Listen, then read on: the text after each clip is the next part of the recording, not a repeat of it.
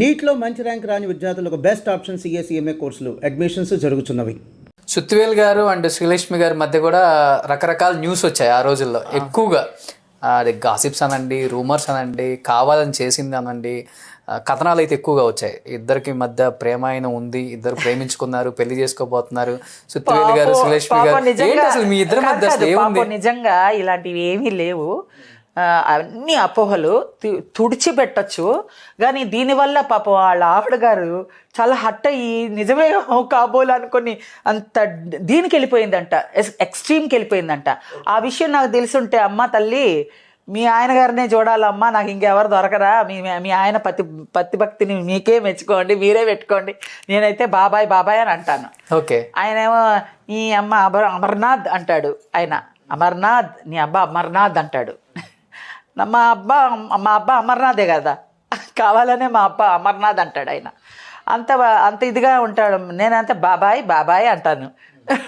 ఆయన ఒకసారి 2 జడ్ల సీత అప్పుడు ఒక మూవీకి, అదే ఫస్ట్ నాకు ఆయనకి మొహపరిచయం అనమాట. నేను వస్తున్నాను, చుడిదార్ వేసుకొని వస్తున్నాను, ఆయన నాకు ఎదురుపడ్డారు. ఏంటి నువ్వు నా పక్కన వేస్తున్నావా, నీకు నాకు అసలు ఏమైనా పోలికుందా అని అన్నారు ఆయన. అంటే మ్యాచ్ అవ్వలేదన్నంత ఫీలింగ్లో ఉన్నాడు ఆయన. నేనేంటి నువ్వేంటమ్మా, నీతో నాకు కాంబినేషన్ ఏంటి అని అన్నాడు. క్యారెక్టర్ అండి, నన్ను పిలిచారు, నేను వచ్చాను, సర్లే అనుకుంటే వెళ్ళిపోయాడు. ఆయన మేనరిజం డిఫరెంట్గా ఉంటుంది, అన్నీ అంటుంటాడు కదా. అంత నిజంగా చెప్తున్నా అండి, నేను ఒక 50 మంది ఆర్టిస్టులతో చేశాను. ఏ కోసాన కూడా అలా అనుమానంగా పడవలసిన అవసరమే లేదు. బ్లంట్గా చెప్తున్నా నేను. ఈయనొక్కడనే మెన్షన్ చేయక్కర్లా, ఎవరినైనా తీసుకోండి, ఎవరైనా సరే అంత బాగా క్లోజ్గా అంత యాక్టింగ్ వరకు చక్కగా చేస్తాం. సినిమా షూటింగ్ అయిపోగానే ఎవరి ఇళ్ళకి వాళ్ళు వెళ్ళిపోతాం. అయ్యే వరకు అందరు చుట్టూతో కూర్చుంటాం, చక్క కబుర్లు చెప్పుకుంటాం, చక్క జోకులు వేసుకుంటాం, వాళ్ళు తెచ్చింది వీళ్ళ తెచ్చింది అందరు కలుపుకోరతనంగా తింటాం. అన్నీ హ్యాపీగా ఉండేది. ఆ రోజుల్లో ఇలాగంట కదా అలాగంట కదా ఇలాంటి కబుర్లు లేవు. ఆయన రియాక్షన్ ఏంటి, సుత్తివేల్ గారి రియాక్షన్ తెలిసాక? ఆయనకేమో, నాకు అసలు ఇది విషయమే తెలియదండి, తర్వాత తెలిసింది. ఇదొక మ్యాటరా, ఒక 10 పిక్చర్లు చేస్తే ఆయనతో ఇలా కట్టేస్తారా అని అనుకున్నాను. ఇలా కూడా ఉంటాయా 10 పిక్చర్లో వాళ్ళు అంటే అంత ఇన్వాల్వ్మెంట్కి వెళ్ళిపోయారు వాళ్ళు. వెల్ అండ్ గుడ్ భార్యాభర్తల కింద అంత వెల్ అండ్ గుడ్గా అంత చక్కగా తీసుకున్నారనమాట. ఓకే అనే అనుకుంటాను. నేను ఇంతమందిని చేశానండి, ఎంతమంది, మొత్తం సత్యనారాయణ గారు కానీ, రావు గోపాలరావు గారిని, మారుతి గారు కానీ, ఎంతమందితో చేశాను. అంతమంది క్యారెక్టర్ అంటే క్యారెక్టరే. మా క్యారెక్టర్ పరంగా మేము ఇన్వాల్వ్మెంట్ అయ్యి ఆ డైలాగ్ని, ఆ క్యారెక్టర్ని నిలబెట్టుకోవడం, ఈ తాపత్రయంలోనే ఉంటాము. బతుకు తెరుగు తెలిసి మనం కడుపు కట్టుకొని వచ్చి ఈ సరదాలు తీర్చుకోవడానికి వేరే పని లేదు. అసలు ఆలోచన ఎలా వస్తుందండి?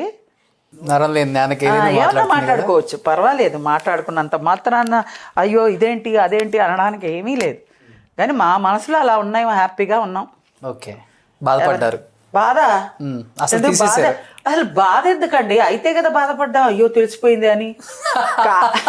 కానప్పుడు ఎందుకండి? సుత్తివేలు గారితో పాపం ఆయన అమ్మాయి కూడా ఆయన ఏం చేశాడు పాపం. ఎటు మేము బాగున్నాను, నేను బాగున్నాను, ఆయన బాగున్నాను, ఎటు పోయి వాళ్ళ ఆవిడ పాపం ఫీల్ అయిపోయిందట. అది నాకు తెలియదు. నాకు తెలిసుంటే అమ్మ తల్లి అలా ఏం అనుకోవద్దు, కళ్ళలో కూడా ఊహించొద్దు, అలాంటి ఏమీ లేవు. ఓకే. 100 సినిమాలు చేసినా కూడా సుత్తివేలే, నేనే అమ్మ, నీ మూడికి ఏమీ ఆపద రాదు, ఏమీ రాదు, అంత సీను లేదమ్మా మీ ఆయనతో. మీ ఇంట్లో వాళ్ళని బాగా చూసుకుంటే మహా సంతోషం. అది మాకు తెలీదు, నాకు తెలీదు, ఆయనకి తెలీదు. తెలుసుంటే మేమే డిక్లేర్ చేసి ఉంటాం బయట, ఇలా అనుకుంటున్నారంట ఏంటి అనేసి. ఓకే. మాకే తెలీదు ఇలా అనుకుంటున్నారని, ఇప్పుడు మీ ద్వారా తెలుస్తుంది. అంత ముందు కూడా ఎవరో చెప్పారు, ఆయన పోయాక చెప్పారు. బతుకున్నప్పుడు చెప్పినా మేము మీటింగ్ పెట్టొద్దు, మీటింగ్ పెట్టి ఇలా కాదురా బాబు పాపం ఆవిడైనా ప్రశాంతంగా నిద్రపోని అని. పోనీ ఇంత అందంగా ఉంటారు కదా, ఇప్పుడే ఇంత అందంగా ఉన్నారంటే అప్పుడు చాలా అందంగా ఉంటారు. మేము పుట్టుండం కూడా. ఏమిటి అందంగా ఉన్నాను నేను, మీరు అంటున్నారా? అదే గుండ్రంగా బాగా మంచిగా గుండ్రా ఇలా దేవుడా, ఈ కరోనా టైంలో అందరూ బాగుండాలి ఆయన, అందరూ బాగుండాలి, మీరు బాగుండాలి. ఎవరు ప్రపోజ్ చేయలేదు మీకు? నాకు ప్రపోజల్ ఏం లేదండి. ప్రపోజల్ చేసినా కూడా నాకు అవసరం లేదు. ప్రపోజల్ చేసుకొని ఉంటారు కదా. లేదండి, నేను ప్రపోజల్ వరకు మేము అంత అంత ఇది ఇవ్వలేదు.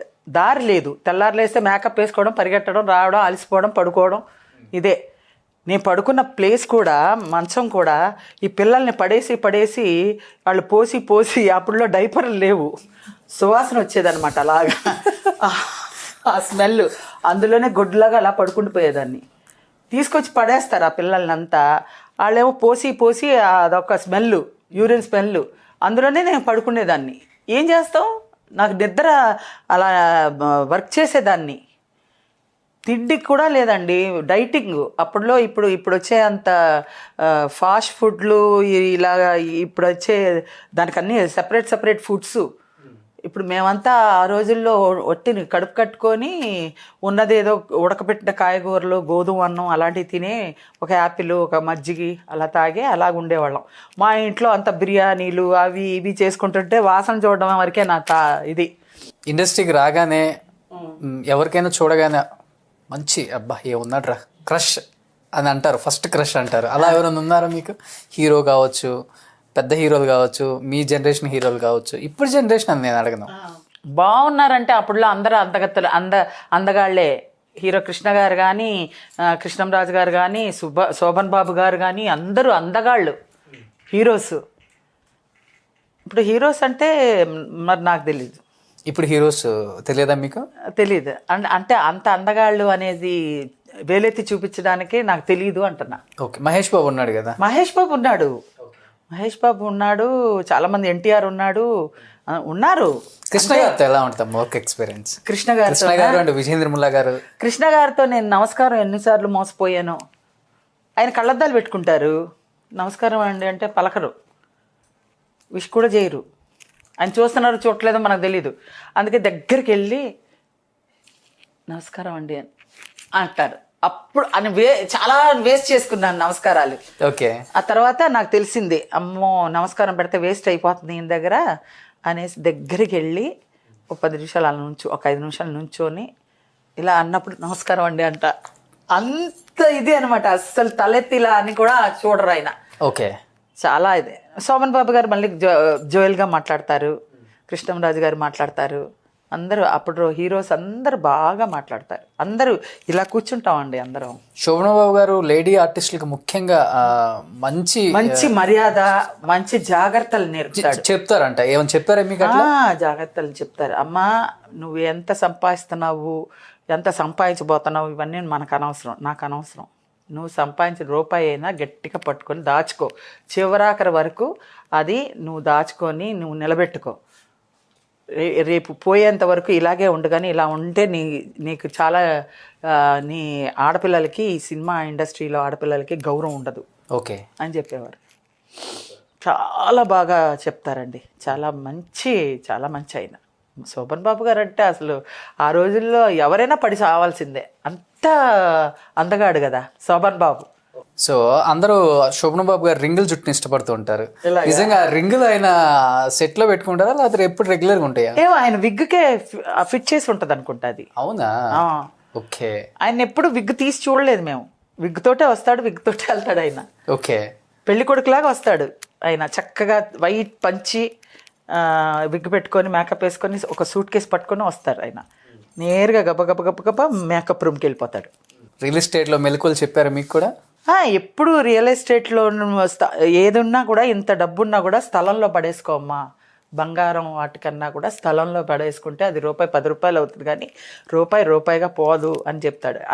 ఈయన చెప్పిన ఫాలోలోనే చాలామంది మగవాళ్ళందరూ బాగా ప్రయోజకులు అయ్యారు కదా. చంద్రమోహన్ గారు, శ్రీధర్ గారు, ఇంకా చాలా మంది అందరు చెప్తుంటారు. మురళీమోహన్ గారు. శోభన్ బాబు గారు తర్వాత సౌత్ లో ముఖ్యంగా ఆర్టిస్టులలో చంద్రమోహన్ గారు సెకండ్ రిచెస్ట్ పర్సన్ అని చెప్తుంటారు. అవునా? అవును. ఆయన యాక్చువల్గా వచ్చేసి సినిమాల్లో యాక్ట్ చేసిన తర్వాత ఆ వచ్చిన డబ్బుని సినిమానే తీయాలనుకుంటారు, కానీ ఈయన రియల్ ఎస్టేట్లో పెట్టాలనే థాట్ ఎవ్వరికి రాదు.